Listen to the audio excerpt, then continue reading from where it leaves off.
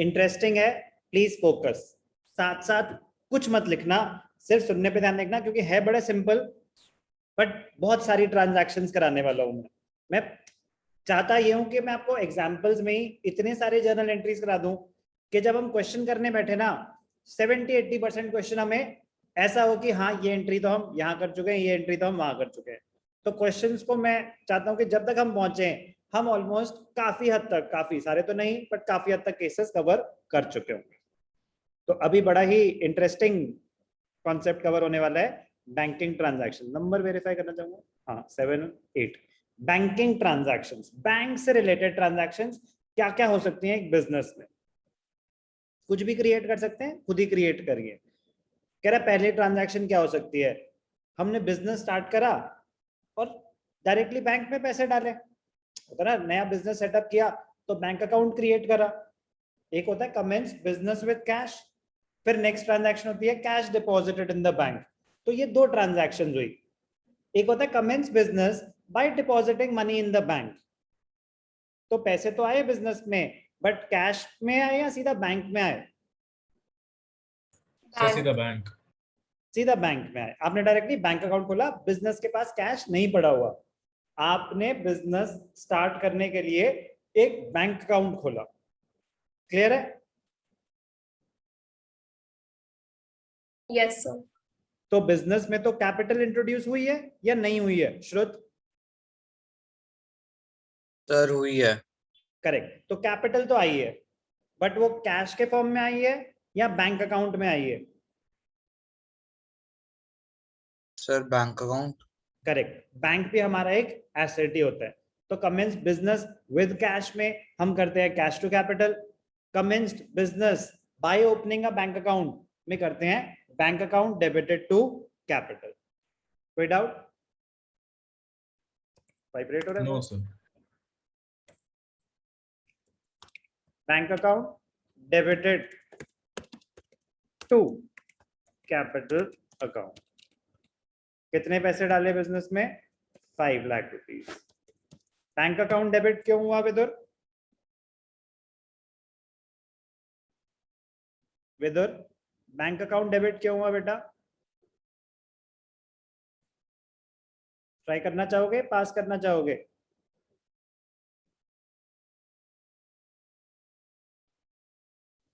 Ronit bank account debit क्यों हुआ बेटा? क्योंकि सर बैंक आउट एसेट है। गुड, हमारा एक एसेट बढ़ गया, तो इंक्रीज इन एसेट्स क्या होते हैं? डेबिट। और कैपिटल इंट्रोड्यूस हुई है तो इंक्रीज इन कैपिटल क्रेडिटेड। कोई भी doubt? No sir. Narration commence business by opening a bank account. मैं नहीं लिख रहा नरेशन, आप लिखेंगे। Okay okay sir. एग्जाम्पल 2 बड़ा इंटरेस्टिंग एग्जाम्पल है, मजा आया था लिखते हुए। ध्यान से देखना, एग्जाम्पल के थ्रू एक छोटी सी नॉलेज भी आपको गेन करनी है। सेविंग्स अकाउंट का मतलब होता है आपका पर्सनल अकाउंट। सेविंग्स अकाउंट मतलब आपका पर्सनल अकाउंट। बैंक अकाउंट्स दो तरीके के होते हैं, एक सेविंग्स अकाउंट और एक करंट अकाउंट। तो जो इंडिविजुअल्स अपने पर्सनल पर्पस के लिए क्रिएट करते हैं, ओपन करते हैं, जो salaried people bank account open करते हैं, वो होते हैं सेविंग्स अकाउंट। जो बिजनेस के लिए हमें अकाउंट ओपन करना होता है वो होता है करेंट अकाउंट। करेंट अकाउंट में नंबर ऑफ ट्रांजैक्शंस पे कोई लिमिट नहीं होती। सेविंग्स अकाउंट में एक लिमिट क्या आएगा कि नंबर ऑफ ट्रांजैक्शंस, अगर आप बार बार डिपॉजिट कर रहे हो तो वो चार्जेस इंपोज कर सकते हैं। अभी आपके लिए बस इतनी सी बात है कि सेविंग्स अकाउंट आपका पर्सनल अकाउंट होता है, बिजनेस अकाउंट नहीं होता। करेंट अकाउंट मतलब बिजनेस का अकाउंट। क्लियर? Yes sir. तो सेविंग्स अकाउंट मतलब पर्सनल अकाउंट, करेंट अकाउंट मतलब business account. Okay clear? Yes sir. आपने क्या करा, अपने पर्सनल अकाउंट से बिजनेस अकाउंट में 5 लाख ट्रांसफर करे। इनडायरेक्टली बिजनेस में पैसे इंट्रोड्यूस करे। यस और no? Yes sir. Yes sir. तो ऊपर वाली ट्रांजैक्शन में क्या हो रहा था, बिजनेस शुरू करा 5 लाख से और बैंक में पैसे डाले। सेकंड में क्या हो रहा है, आपने अपने पर्सनल अकाउंट से बिजनेस के अकाउंट में 5 लाख ट्रांसफर करे। कहानी सुनने में कितनी अलग लग रही है, but accounting point of view से बिजनेस में पैसे आए, ओनर लेके आया तो कैपिटल इंक्रीज हुआ Yes, sir. और बिजनेस का बैंक बैलेंस बढ़ेगा। यस और नो? Yes, sir. तो बेटा एंट्री तो इसमें भी क्या होगी, bank account debited to capital account. Yes और नो? Yes, sir. मुझे इसमें कोई एक्सप्लेनेशन लिखने की जरूरत? No, sir. सेम है बेटा, एक्सप्लेनेशन ऊपर वाली है कि बैंक बैलेंस एसेट होता है बिजनेस का, increase in asset debited. Capital I है सर, कैपिटल कहाँ, ऐसा कहाँ लिखा है कमेंस बिजनेस? अरे भाई साहब, आप कोई नया बिजनेस शुरू करें या ड्यूरिंग द ईयर कभी भी बिजनेस में पैसे इंट्रोड्यूस करें, रहेगी तो वो कैपिटल इंट्रोड्यूस्ड ही। ऐसा थोड़ी ना कि कैपिटल सिर्फ और सिर्फ जब बिजनेस स्टार्ट होता है तब जो पैसे डाले वो इसी को कैपिटल बोलते हैं। एडिशनल कैपिटल भी तो आ सकती है ड्यूरिंग द ईयर और any time during the year. Yes और नो? Yes, sir. तो this Yes. Is capital introduced. Clear है? Yes sir. सर एक चीज पूछनी थी, अगर इसके अंदर होता है कि फर्नीचर हमने अपना खुद का फर्नीचर सेल करा है किसी घर का और फिर उसको हमने कैपिटल में कन्वर्ट किया है, तो वहां पर फर्नीचर लिखेंगे कैश? गुड क्वेश्चन, मैं क्रिएट कर देता हूं फिर डालते हैं। पहले मैं आपका एग्जाम्पल इलेबोरेट करूंगा, फिर उसको यहाँ पे यूज करूंगा ताकि हम दोनों सेम बात कर रहे हैं ये वेरीफाई हो जाए। मैं लिखूंगा अभी एग्जाम्पल, आप बता देना कि आप सेम बात बोल रहे हो या अलग बात बोल रहे हो, ठीक है? Example 3, sold household furniture for rupees 1 lakh and deposited the money in the bank account of the business। आप बोल रहे थे money was introduced in the company, मैं जानबूझ के बैंक अकाउंट वर्ड यूज कर रहा हूँ क्योंकि हम बैंकिंग ट्रांजैक्शंस के अंडर दिखा रहे हैं, उससे तो कोई फर्क नहीं पड़ता। No sir. ऐसा कैश में या कैपिटल वो बैंक में, वो अभी डिस्कशन हो जाएगी, बट पॉइंट ये है कि आपने अपना कुछ सामान बेचा और वो पैसे बिजनेस में ले आए, यही है आपका एग्जाम्पल। Yes sir. ठीक है, अब मैं कह रहा हूँ कि आपने जो अपना सामान बेचा और जो पैसे बिजनेस में लाए ना, वो पैसे भी आपने बैंक में डिपॉजिट करे डायरेक्टली बिजनेस के। ठीक है, ठीक है।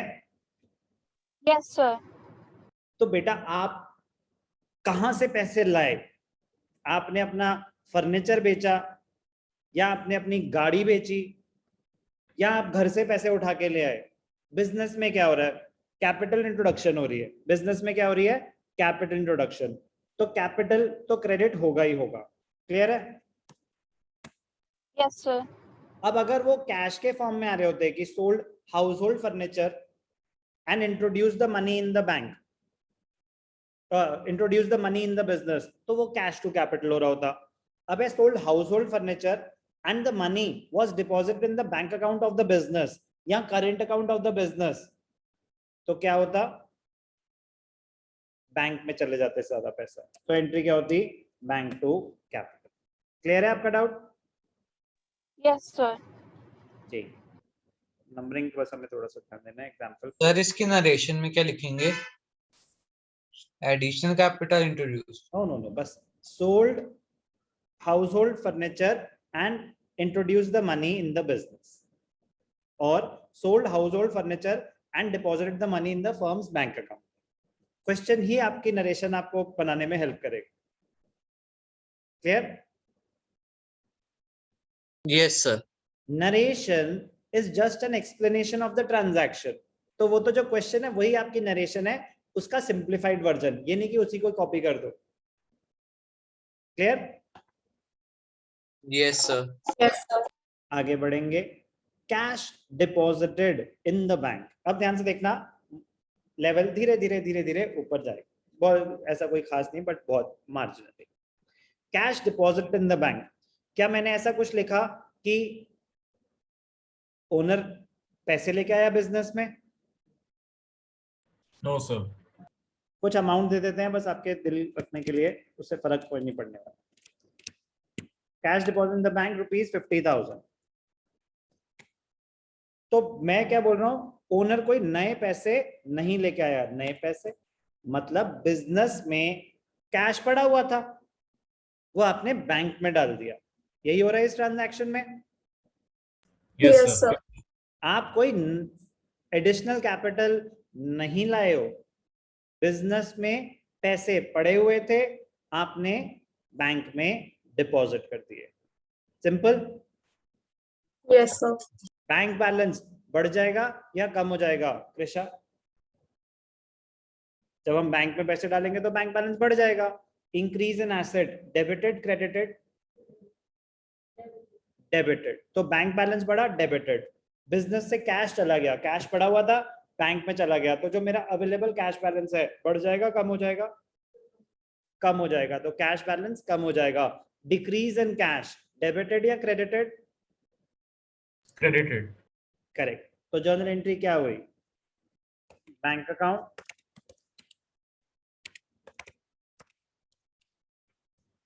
Debited to cash account, bank account debited to cash account. 50,000 है तो चलो 50,000। कोई भी doubt? No, sir. No, sir.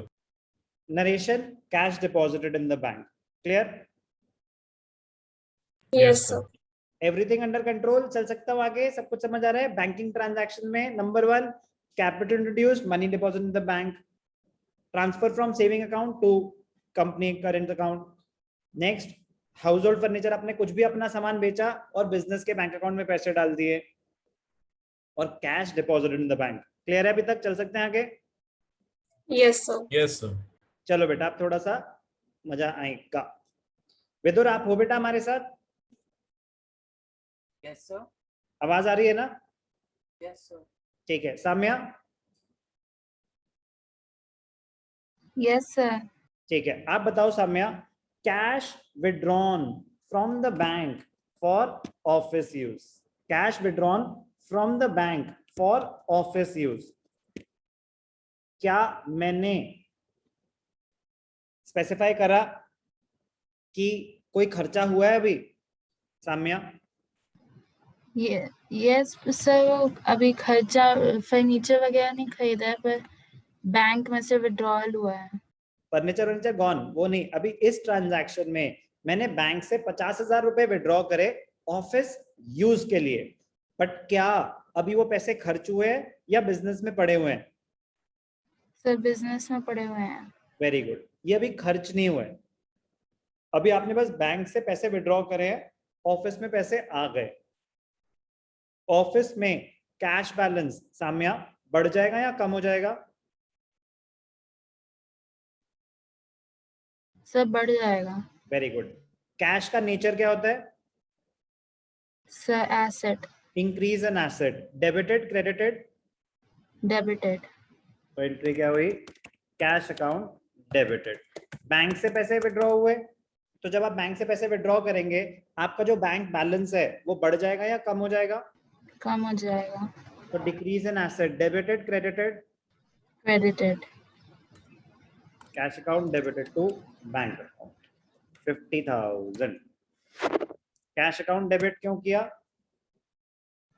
Increase in asset? Yes sir.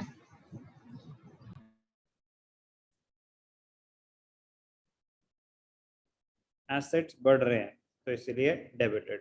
Bank credit क्यों किया? आपका बैंक बैलेंस गिर रहा है, एसेट्स कम हो रहे हैं। जब हमने बैंक में कैश डाला था तो बैंक बैलेंस बढ़ रहा था, तो आपके एसेट्स बढ़ रहे थे, डेबिटेड। तो जब हमने पैसे डाले थे तो बिजनेस में कैश बैलेंस कम हो रहा था, इसलिए क्रेडिटेड। ठीक है, कोई डाउट अभी तक? No, sir. सर अगर बैंक नहीं लिखा होता तो फिर हम क्या लिखते बैंक की जगह वहाँ? नहीं, cash withdrawn from bank for office use, ये यस नहीं लिखा होता तो क्या लिखा होता?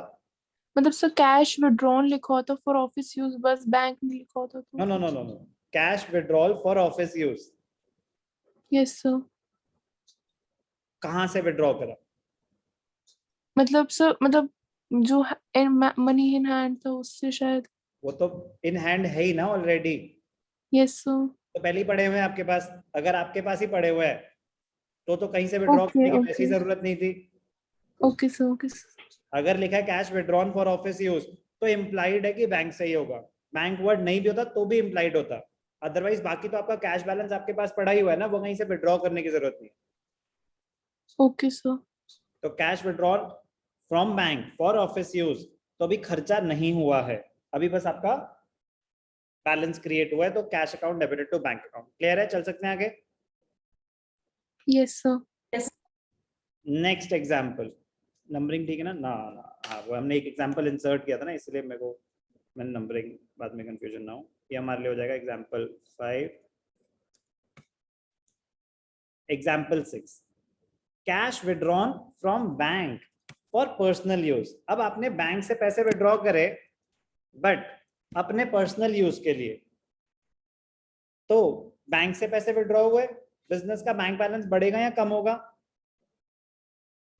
कम हो जाएगा। कम होगा। बिल्कुल ठीक। Decrease in asset, debited credited? Credited. Credited. Credited. अब आपने पर्सनल यूज के लिए विड्रॉ करे, उसके बाद उसके क्या करने वाले हो उससे हमें कोई लेना देना नहीं है। पर्सनल यूज के लिए जब भी पैसा विड्रॉ होगा तो ड्रॉइंग्स अकाउंट आ जाएगा, यस और नो? तो इस केस में जर्नल एंट्री क्या होगी? Drawings account debited to bank account. Cash withdrawn from bank for personal use from bank, तो कैश अकाउंट का दूर दूर तक कोई लेना देना नहीं है, बट सर हमने तो पैसे विड्रॉ करे हैं। अरे यार, बिजनेस अगर कैश अकाउंट इन्वॉल्व हो, बिजनेस के कैश बैलेंस की बात होती है। ये जो पैसे विड्रॉ करे ओनर ने विड्रॉ करे, तो ओनर से रिलेटेड ट्रांजैक्शन है, तो ड्रॉइंग्स या कैपिटल यही दो अकाउंट्स हो सकते हैं। तो ओनर ने पर्सनल पर्पस के लिए विड्रॉ करे तो ड्रॉइंग्स अकाउंट आ जाएगा। ड्रॉइंग्स अकाउंट डेबिट क्यों हो रहा है? ड्रॉइंग्स का नेचर क्या होता है? कैपिटल। तो जब आप पैसे विड्रॉ करते हो बिजनेस से तो आपकी कैपिटल बढ़ेगी बिजनेस में या कम हो जाएगी? सर कम हो जाएगी। Decrease in capital, decrease in capital will be debited. Clear? Yes, sir. अब आपने बिजनेस के बैंक से पैसे विड्रॉ करे तो बिजनेस का बैंक बैलेंस बढ़ेगा या कम होगा? तो कम हो जाएगा। तो decrease in assets will be credited. Clear? Yes sir. Ayushman आप हो बेटा हमारे साथ? Yes, sir, I'm here. समझ आ रहा है सब कुछ? Yes, sir, समझ में आ रहा है। ठीक है, वो कोई डाउट अभी तक? टास्क के स्टार्टिंग में नो सर कुछ भी नहीं। ठीक है, next transaction, bank charges. Bank charges, bank charges मतलब वो कोई वो रनिंग सेंटेंस नहीं ना, bank charges this much. Bank charges एक टर्म होती है, जैसे हम बैंक डेबिट कार्ड्स यूज करते हैं, क्रेडिट कार्ड्स यूज करते हैं, कोई सर्विस यूज करते हैं, कुछ भी है तो बैंक चार्जेस होते हैं। बैंक में से इतने पैसे कट गए, उन्होंने कोई आपको सर्विस प्रोवाइड करी, उन्होंने आपको कोई सर्विस प्रोवाइड करी, उसका खर्चा हुआ है ये। ओके, 10,000 लिख दिया, ठीक है कोई बात नहीं, अब लिख दिया। Bank charges 10,000। बैंक चार्जेस क्या हम अलग से जाके पे करते हैं या हमारे बैंक में से इतने पैसे काट लिए जाते हैं? सर बैंक में से काट लिया जाता है। सर वो पैसे काट लिए जाते हैं। करेक्ट। तो it is implied that it is a bank transaction. It is implied it is a bank transaction. तो सिर्फ बैंक चार्जेस भी लिखा हो तो ऑब्वियस सी बात है कि हमारे बैंक से ही पैसे कटेंगे, हम जाके वहां पे कैश में नहीं पे करेंगे। तो बैंक चार्जेस 10,000, एग्जाम्पल नंबर हमारा 7। बैंक चार्जेस, बैंक बैलेंस बढ़ने वाला है या कम होने वाला है? कम होने वाले हैं। तो क्रेडिट एस्पेक्ट तो हो गया बैंक अकाउंट कि बैंक से पैसे गए। डेबिट एस्पेक्ट क्या होगा Prithvi? Bank charges account. Correct, bank charges का एक सेपरेट अकाउंट क्रिएट होता है, बैंक चार्जेस अकाउंट। कितना? 10,000। बैंक चार्जेस डेबिट क्यों हुए पृथ्वी? सर क्योंकि वो एक्सपेंस है, वो इंक्रीज हो रहा है। करेक्ट, एक्सपेंसेस हमारे इंक्रीज हुए, debited. Bank balance bank account credit क्यों हो रहा है? क्योंकि सर वो एसेट है वो डिक्रीज हो रहा है. Decrease in assets credited. जब हम यार रूल से रिलेट कर रहे हैं तो ये लग रहा है कि हम तो फिर किसी भी ट्रांजैक्शन की एंट्री अपने आप कर ही सकते थे. यस और नो? Yes sir. अगर आपको बस ट्रांजैक्शन में ये पता चल जाए कि अकाउंट्स इन्वॉल्व क्या क्या है, फिर दिमाग पे जोर डाल के नेचर पे पहुंच के उनके रूल पे पहुंच के कोई भी एंट्री फ्रेम हो सकती है. यस और नो? Yes sir. तो वही मैं कर रहा हूं, वही आपको करना है कि ट्रांजैक्शन एनालाइज अकाउंट्स इन्वॉल्व, क्या डेबिट हो रहा है क्या क्रेडिट हो रहा है depending on their nature and rule. ऐसे पहुंचना है जर्नल एंट्री पर. नेक्स्ट मजेदार एग्जांपल नंबर 8, बैंक इंटरेस्ट. सिर्फ लिखा है बैंक इंटरेस्ट. अब ये थोड़ा सा ना कंट्रोवर्शियल हो जाता है. इसको मैं क्वेश्चन का फॉर्मेशन एरर बोलूंगा कि अगर उन्होंने सिर्फ लिखा बैंक इंटरेस्ट. अब यार बैंक इंटरेस्ट तो दो तरीके का होता है. बैंक हमें इंटरेस्ट दे रहा है या बैंक इंटरेस्ट चार्ज कर रहा है. यस और नो? ऐसा भी हो सकता है कि हमारी कोई इन्वेस्टमेंट थी, उसका इंटरेस्ट आया हमारे बैंक में आ गया. अगर सिर्फ Yes, लिखा है बैंक इंटरेस्ट, सिर्फ लिखा है बैंक इंटरेस्ट, तो क्या ये पता चल सकता है कि बैंक ने इंटरेस्ट हमें दिया या हमसे चार्ज किया? No sir. नहीं पता चल सकता. तो वो होता है फॉर्मेशन एरर. ऑल्दो यार वो रियल लाइफ की बातें होती हैं कि करंट अकाउंट पे ना इंटरेस्ट मिल नहीं सकता. करंट अकाउंट पे सिर्फ इंटरेस्ट चार्ज हो सकता है अगर आपका ओवरड्राफ्ट बैलेंस है तो. On the other hand savings account पे आपको इंटरेस्ट मिलता है, इंटरेस्ट कभी चार्ज नहीं हो सकता. बट वो तो रियल लाइफ की बातें है ना. थियोरेटिकली तो हम देखेंगे, पढ़ेंगे क्वेश्चन कि interest receive from the bank, तो थियोरेटिकली वो दे रहे हैं हमें इंटरेस्ट, जबकि करंट अकाउंट पे तो इंटरेस्ट मिल ही नहीं सकता. वो तो रियल लाइफ की बात है ना, वो कोई अकाउंटिंग रूल थोड़ी ना है, वो तो बैंक की पॉलिसी है अपनी. यस और no? Yes yes sir. Sir. ये बात तो कहीं किसी किताब में लिखी नहीं है, बट रियल लाइफ में ये होता है कि करंट अकाउंट के बैलेंस पे कभी आपको इंटरेस्ट मिलता नहीं है, सिर्फ इंटरेस्ट चार्ज हो सकता है अगर आपका ओवरड्राफ्ट हो जाए. करंट अकाउंट में फैसिलिटी होती है. On the other hand savings account में ओवरड्राफ्ट फैसिलिटी नहीं होती. तो सेविंग्स अकाउंट में बोलते हैं उसको सेविंग्स अकाउंट इसलिए कि जो भी उसमें पैसा पड़ा है उस पर आप इंटरेस्ट अर्न भी करोगे. बट मैं कह रहा हूँ उस बात को भूल जाओ. हम थियोरेटिकली कर रहे हैं और क्वेश्चन आएंगे कि कभी बैंक हमें इंटरेस्ट दे रहा है, कभी हमसे इंटरेस्ट चार्ज कर रहा है. तो read the question very very carefully. अगर सिर्फ बैंक इंटरेस्ट लिखा हो तो भाई साहब आपको नोट देके अजम्पशन देनी पड़ेगी कि आप अज्यूम क्या कर रहे हो, क्योंकि आप कुछ ना कुछ तो अज्यूम करोगे. या तो ये मानोगे कि बैंक ने हमें इंटरेस्ट दिया या बैंक ने इंटरेस्ट चार्ज किया. अगर सिर्फ लिखा है बैंक इंटरेस्ट 5000, बात समझ आई? It can be interest earned by you, it can be interest charge by the bank. Okay, okay sir. Yes sir. ध्यान से देखना और क्या लैंग्वेज आ सकती है बैंक इंटरेस्ट के साथ. अगर लिखा हो interest collected by the bank, collected के स्पेलिंग अभी ठीक कर देता हूं यार, अब मैं वो ड्राइंग मोड पे हूं. Interest collected by the bank, इसका मतलब होता है interest earned, interest earned by us. Collected by the bank का मतलब होता है हमने कहीं कोई, क्योंकि ऐसा लग सकता है ना कलेक्टेड तो सर तो बैंक वाले ले रहे हैं ना. इसका मतलब है कि हमारी कहीं पे कोई इन्वेस्टमेंट थी, हमारे बिहाफ पे उन्होंने कलेक्ट कर लिया. तो ये एक्चुअली होता है इंटरेस्ट कलेक्टेड. ऐसे लिखा होगा interest collected by the bank, ये एक्चुअली होता है on our behalf, on the investments made by us. तो ये हमारे लिए इनकम है या एक्सपेंस है? Sir income. इनकम. तो interest collected by the bank हमारे लिए इनकम है. हमारा बैंक बैलेंस बढ़ेगा या कम होगा? सब बढ़ेगा.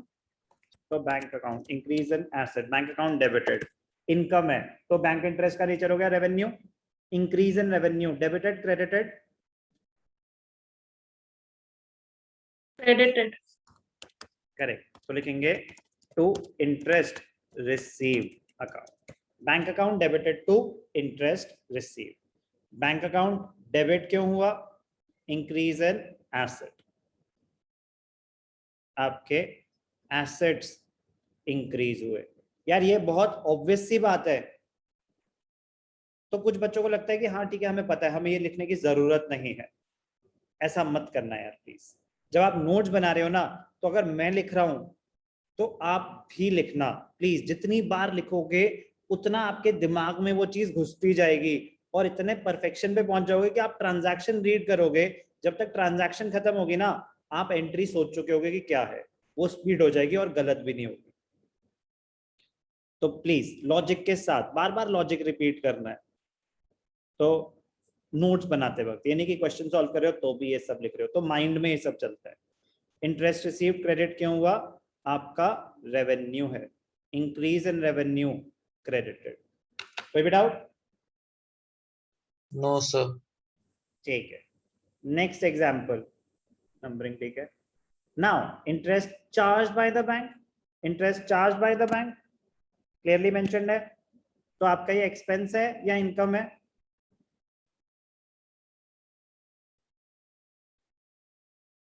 So expense. Expense. Amount Expense. कुछ भी हो उससे एंट्री का तो कोई लेना देना नहीं है, अमाउंट में नहीं डाल रहा है उससे कोई फर्क तो नहीं पड़ रहा। No, No, sir. sir. Concept पूरा कवर है। Bank interest, interest charge by the bank. अब बैंक वाले हमसे इंटरेस्ट चार्ज करेंगे तो हमारा बैंक बैलेंस बढ़ेगा या कम होगा? मान्यता बैंक बैलेंस कम हो जाएगा, डिक्रीज इन एसेट। हमारे लिए एक्सपेंस है बैंक इंटरेस्ट, तो इस केस में interest account debited to bank account. Interest charge लिख सकते हो, इंटरेस्ट पेड लिख सकते हो, सिर्फ इंटरेस्ट भी लिख सकते हो। जब रिसीव कर रहे हो तो स्पेसिफाई करो इंटरेस्ट रिसीव, अदरवाइज सिर्फ इंटरेस्ट लिख रहे हो तो इंटरेस्ट पेड माना जाएगा, डेबिट आइटम है, अमाउंट नहीं लिख रहे तो ठीक है।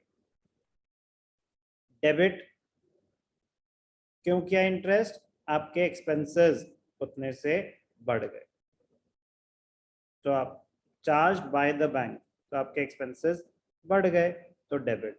बैंक अकाउंट क्रेडिट हो रहा है, आपके एसेट्स कम हो गए, क्रेडिट। कोई भी doubt? No, sir. Next example 10, banking transactions का ही interesting. Just 2-3 more examples, 10, 11 and 12 banking transactions. चलो 10, cheque received from Arjun and deposited in the bank on the same day। Arjun से चेक आया और सेम डे ही बैंक में डिपॉजिट हो गया, तो डायरेक्टली आपने बैंक में डाल दिया एक तरह से। बैंक बैलेंस बढ़ेगा या कम होगा? बढ़ेगा। बढ़ेगा, तो increase in asset, bank account debited.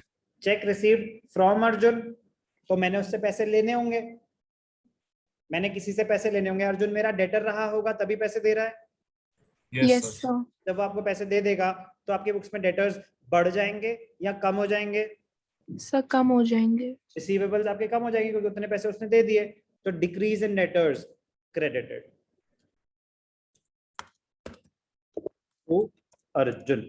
Bank account debited to Arjun, 10,000 आए। कोई भी doubt? No, Simple. sir. No, sir.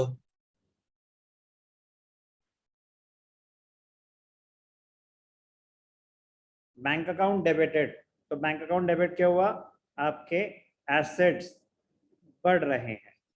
Arjun credit क्यों हुआ? आपके एसेट्स, कौन से एसेट्स?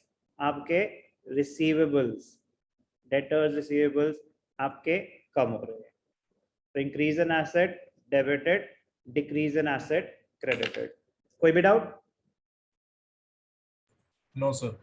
अब ध्यान से देखना, बड़ी मजेदार ट्रांजैक्शन, ऑल्दो मैं आपको पहले भी कहीं ना कहीं शायद अकाउंटिंग इक्वेशन में डिस्कस कर चुका हूं। Check received from Arjun on 15 July and deposited in the bank on 18 जुलाई।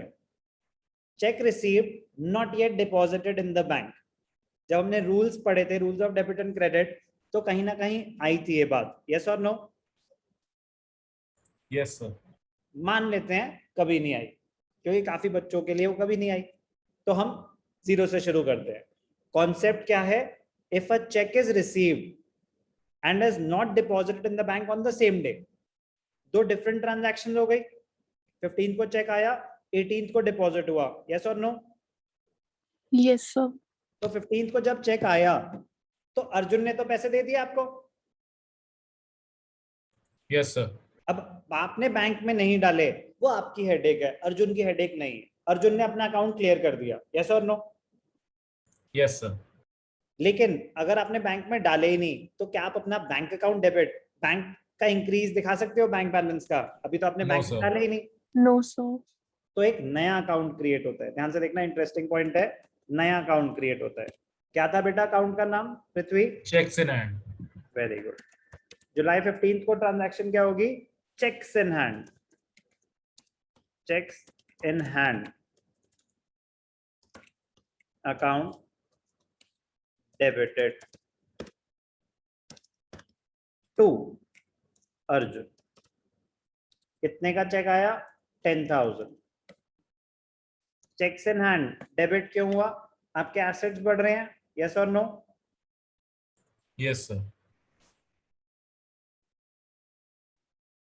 आपके एसेट्स बढ़ रहे हैं तो increase in assets debited. Checks in hand आपका डेबिट, वो एसेट ही है, एक तरह से वो रिसीवेबल ही तो है कि चेक पड़ा हुआ है, आपने किसी से पैसे लेने, आपका एसेट है वो, it will get converted into cash very soon, asset है आपका। अर्जुन एसेट था, रिसीवेबल्स थे, अब भाई साहब ने पैसे दे दिए तो उतने से आपके एसेट कम। क्लियर? Yes, sir. ठीक है। अब 18 जून को क्या हुआ? 18 जून को जब आपने 18 जुलाई सॉरी जब आपने चेक डिपॉजिट करा, जुलाई 18, अब आपने चेक डिपॉजिट करा तो क्या अर्जुन ने दोबारा पैसे दिए आपको कोई? No, sir. No, sir. इस ट्रांजैक्शन में अर्जुन से कोई लेना देना होगा? No, No, sir. Sir Arjun close हो चुके अकाउंट, उसने अपने पैसे दे दिए। अब जो आपके पास चेक पड़ा हुआ था वो आपने बैंक में डिपॉजिट कर दिया, तो अब आपका बैंक बैलेंस बढ़ेगा या कम होगा? Sir, बढ़ेगा। बढ़ेगा. पटका bank account debited to cheques in hand, bank account debited to cheques in hand. Bank account debit क्यों हुआ? Increase in assets. अब आपका बैंक बैलेंस बढ़ा है, ठीक है, इंक्रीज इन एसेट डेबिटेड। जो चेक थे आपने बैंक में डाल दिए, तो चेक्स इन हैंड, तो एक एसेट पड़ा हुआ था चेक्स इन हैंड, अब वो बैंक में चले गए, चेक खत्म, अब बैंक बैलेंस बढ़ेगा। तो चेक्स इन हैंड जो आपने एक एसेट क्रिएट करा था वो एसेट खत्म। क्लियर? क्रेडिट हो जाएगा। कोई डाउट? No, sir. ठीक है। बैंकिंग ट्रांजैक्शन से रिलेटेड लास्ट एग्जांपल। इसका मतलब ये नहीं है कि और कोई ट्रांजैक्शन हो नहीं सकती बैंक से रिलेटेड, मैं बस आपको आइडिया दे रहा हूं, this is not an exhaustive list. Exhaustive list होती है कि बस बेटा इसके बाहर नहीं हो सकता। नो, मैं कभी आपके साथ ऐसा नहीं करूंगा कि आपको इतनी तगड़ी स्पून फीडिंग करूं कि ये बस ये 25 ट्रांजैक्शन है, इनको याद कर लो, इसके बाद नहीं, ये तरीका नहीं होता पढ़ने का। मैं कह रहा हूँ 25 लाख ट्रांजैक्शन हो सकती है। अपने आप को लिमिट नहीं करना ना, हम तो बस ये देख रहे हैं कि अच्छा जितनी वैरायटी आ रही है हम वो एंट्री फ्रेम कर पाते कि ना कर पाते। आपको अपने आप से बस ये पूछना है कि जो मैं आपको एंट्री बता भी रहा हूं, अगर ना बताता, आप सिर्फ दिमाग पे जोर ये डालते कि अकाउंट्स इन्वॉल्व क्या है, क्या हो रहा है, तो आप डेबिट क्रेडिट आइडेंटिफाई कर पाते कि नहीं कर पाते। ये मत सोचना अच्छा ये है चलिए याद कर लेते हैं, बैंकिंग ट्रांजैक्शन बस यही हो सकती है। नो, कॉन्सेप्ट तो मैं आपको 2 एंट्री में भी समझा सकता था। मल्टीपल का पर्पस ये है कि दिमाग थोड़ा सा ज्यादा ट्रेन हो जाए उस चीज को अडेप्ट करने के लिए। बैंकिंग ट्रांजैक्शन में मेरा लास्ट एग्जांपल, बट ऐसा नहीं है कि और कुछ हो नहीं सकता। अर्जुन से चेक आया हुआ था, भूल गए अर्जुन को? अर्जुन से चेक आया था, हमने Yes, बैंक में yes. डाला था, ठीक है। अब वो चेक हो गया डिसऑनर। डिसऑनर मतलब चेक बाउंस हो गया। कोविड में अक्सर ऐसा हुआ, बहुतों के चेक बाउंस हुए। जब चेक बाउंस होता है तो आपका बैंक बैलेंस बढ़ जाता है या कम हो जाता है? सर सेम रहता है। नो, जो आपने चेक डाल दिया था, आपने तो अपने एंड पे बढ़ा दिया था। तो Yes, कम sir, हो कम हो जाएगा जाएगा। सर। अभी हमने जब बैंक में चेक डाला, हमने क्लियरिंग की तो वेट नहीं करी ना, हमने तो जैसे ही बैंक में चेक डाला हमने अपना बैंक बैलेंस बढ़ा दिया। यस और नो? Yes sir. अर्जुन से चेक आया था, हमने वो चेक बैंक में डाल दिया, हमने अपना बैंक बैलेंस बढ़ा दिया। 2-3 दिन के बाद बैंक से मैसेज आता है, Arjun cheque has been return unpaid due to sign mismatch भी हो सकता है, इनसफिशिएंट बैलेंस भी हो सकता है, ओवरराइटिंग भी हो सकती है, वो रीजन कुछ भी हो सकता है। वैसे चेक की वैलिडिटी कितनी होती है? 3 मंथ्स, 1 मंथ, 6 मंथ्स? चेक की वैलिडिटी मतलब अगर मैं उस पर लिखता हूँ 1 अप्रैल, तो किस डेट तक वैलिड है ये? 1 अप्रैल से लेके 3 मंथ्स, 6 मंथ्स या 1 मंथ? चेक की वैलिडिटी, क्योंकि वैलिडिटी अगर क्रॉस हो जाए तो भी चेक बाउंस हो जाएगा। Sir 3 months. Anyone else? Sir 1 month. और कुछ Sir, 3 months. हो सकता है? कोई और ट्राई करना चाहेगा? Sir,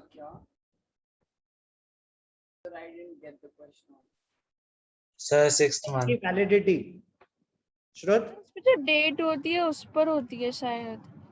अच्छा जी, आपने अगर सर मुझे शायद 3 मंथ्स होती है। आपने मुझे फीस दी और चेक पे डेट लिख दी, आज क्या है 19 जुलाई, तो मतलब अगर मैं 19 जुलाई को बैंक नहीं पहुंच पाया तो चेक जीरो? Sir, 6 month होनी चाहिए। होनी चाहिए। कौन? मम्मी कह रही है? 6 months to सर एक तो होते हैं चेक जो 3 months करते हैं लास्ट, और कुछ 6 months। आयुष्मान आप कह रहे हो 3 months, 6 months? Sir 6 sir, I'll go with 6। श्रुत? श्रुत 3 months, 6 months? Sir, 6 month. Okay, किसने बताया? Sir, एक्चुअली में वही बचा था बस, सबने बाकी सारा बोल ही दिया था। आप बोलो। 6? No idea. 6 मंथ्स होती थी, अब नहीं, वो पहले, काफी साल पहले, अब 3 मंथ्स। 6 मंथ्स पहले होती थी, उस बात को 2-4 साल हो चुके हैं। अब चेक की वैलिडिटी 3 मंथ्स है, ठीक है? तो बेसिकली वो डिसऑनर के रीजंस बता रहा था कि डिसऑनर तब भी हो सकता है कि आपने मुझे चेक 3 महीने से दिया होता, मैं डालना भूल गया, अगर मैं 3 महीने के बाद डालूंगा आपके अकाउंट में पैसे होंगे तो भी वो चेक क्लियर नहीं होगा, उसको बोलते हैं टाइम बार्ड हो गया। टाइम बार्ड, चेक बाउंस हो जाएगा। पॉइंट, चेक जब बाउंस होगा, आपने तो जब चेक डिपॉजिट करा अपना बैंक बैलेंस बढ़ा दिया था अपने एंड पे, जो आप अकाउंटिंग कर रहे हो आपने बैंक बैलेंस बढ़ा दिया, बट वो चेक डिसऑनर हो गया, तो बैंक बैलेंस बढ़ जाएगा या कम हो जाएगा? कम कम हो हो जाएगा। जाएगा। समझ आया ना कम क्यों हो जाएगा? क्योंकि आपने दिखा दिया था उतने आ गए हैं, वो आए नहीं, उतने से आपको वापस कम करना पड़ेगा। डिक्रीज एन एसेट क्रेडिटेड, ठीक है। अब जो वो चेक बाउंस हो गया, अब आप वो पैसे किससे लोगे? अर्जुन। अर्जुन। तो आपके बुक्स में रिसीवेबल्स, डेटर्स उतने से बढ़ जाएंगे। Yes sir. तो एंट्री क्या होगी, ध्यान से देखना, Arjun debited to bank account. Doubt आता है कि सर अगर हमारे पास वापस आया है तो चेक्स इन हैंड नहीं आएगा क्या? क्या पता अभी हमने अर्जुन तक नहीं बात पहुंचाई हो या वहां तक। जब चेक डिसऑनर हो रहा है, चेक रिटर्न हो रहा है, चेक्स इन हैंड का कोई लेना देना नहीं है। चेक्स इन हैंड सिर्फ और सिर्फ तब यूज होगा आपके पास चेक आया है, बैंक में आपने डिपॉजिट नहीं करा है, वो डिपॉजिट करने से पहले की कहानी है। अब जब चेक डिसऑनर हुआ है तो एक ही एंट्री होगी हमेशा, चाहे वो आपने 10 दिन बाद डिपॉजिट करा था या सेम डे डिपॉजिट करा था, उससे कोई यहाँ पे चेक्स इन हैंड का कोई लेना देना नहीं है। जब चेक डिसऑनर होगा तो एक ही एंट्री है, बैंक से पैसे कटेंगे तो बैंक अकाउंट क्रेडिट हो रहा है, आपके एसेट्स कम हो रहे हैं, तो decrease in asset credited. Arjun, अब आप अर्जुन से पैसे लोगे, आपके एसेट्स बढ़ रहे हैं, डेबिटेड। क्यों? रिसीवेबल्स, डेटर्स उतने से आपके बुक्स में बढ़ जाएंगे कि अब मैंने अर्जुन से 10,000 रुपए लेने हैं। क्लियर? Yes, sir. क्या थी ये? कुछ बैंकिंग ट्रांजैक्शन।